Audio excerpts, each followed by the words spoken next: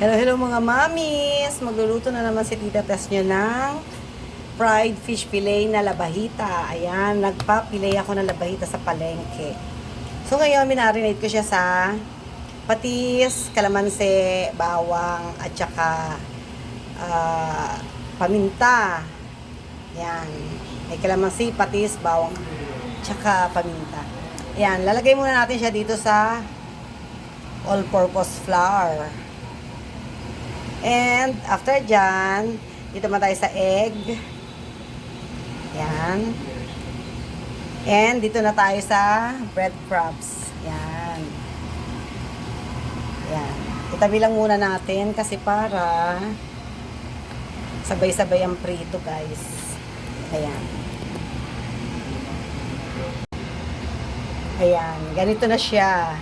O, itabi muna natin para sabay-sabay ang luto. O, ay, mali. O, eto ulit. Ganyan, sa flour hanggang sa maubos yung fillet na yan. Lagyan na natin dito.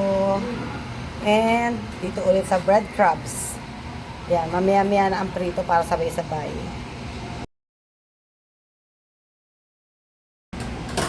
Ayun na siya. Natapos na natin siya sa breadcrumbs, tsaka sa egg, at tsaka sa all-purpose flour. Ito, magprito tayo. Malinis yan. Pinagprituhan lang yan itong tokwa. So, sayang naman, di ba? So, magprito na tayo, guys. Itong fish fillet na labahita.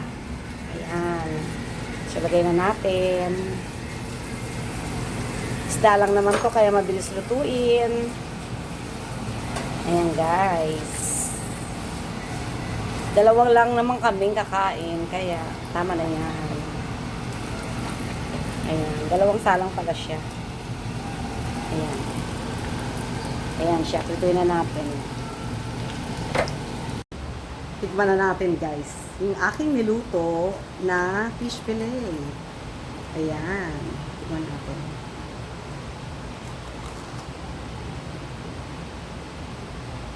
Harap. Try nyo na sa bahay nyo lutuin to.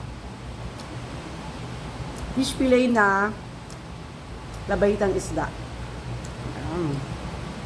Ayun yung ginawa kong tartar sauce. Harap.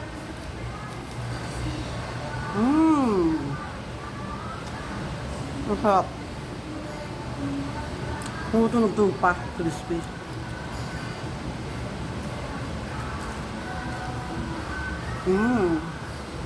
Hop. Bye. Hello, hello mga mamis. Magluluto na naman si Tita Tess nyo ng fried fish fillet na labahita. Ayan, nagpa-fillet ako ng labahita sa palengke. So ngayon, minarinate ko siya sa patis, kalamansi, bawang, at saka paminta. Ayan. May kalamansi, patis, bawang, tsaka paminta.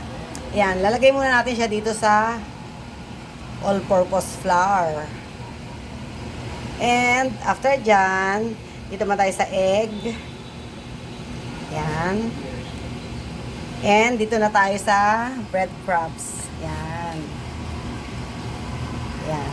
Itabi lang muna natin kasi para sabay-sabay ang prito, guys. Ayan.